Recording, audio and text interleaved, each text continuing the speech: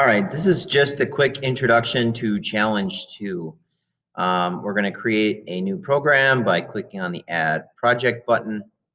Now, Project 2 is located out in the shop, and you need to start on the one piece of tape and drive around the shop table to get inside the box on the other side of the shop table. Challenge 2 is going to utilize multiple pieces of programming, and Challenge 2 and Challenge 1 are somewhat related.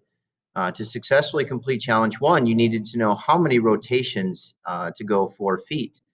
That information is going to help you in Challenge 2 because you're going to have to drive a set distance around that table. So use that information to your advantage.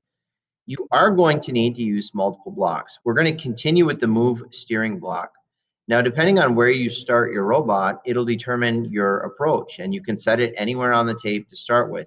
You're going to want to make sure you set it in exactly the same spot every time. If you change the location of your robot where it's starting, it's going to end up in a different spot every single time. Now, normally what I recommend to students is that you build your program one block at a time.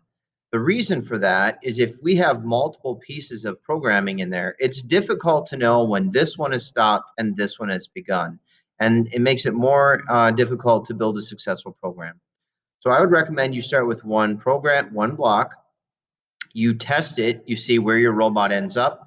And then once you have an idea of where it is, then add the additional block and continue building your program and testing as you go. To make your robot turn, you're going to edit the arrow. Now, the sharper you turn this to the left or to the right, the sharper the robot's going to turn. Students have a difficult time with turns sometimes because they'll crank it all the way and then they'll set the number of rotations too high. If I set it really tight at 100, I might only need 0.5 rotations to get the robot to make a turn. I've seen more success with gradual turns that require a bit more on the rotations. This will give you a longer sweeping turn. But you and your group can experiment with the different types of turns. Then after we turn, we may want to go straight for some number of rotations and just work on building something and testing it repeatedly to get to where you want to go. A bit of advice, frequently wipe the dust off of the tires of your robot. That will allow for it to be more consistent.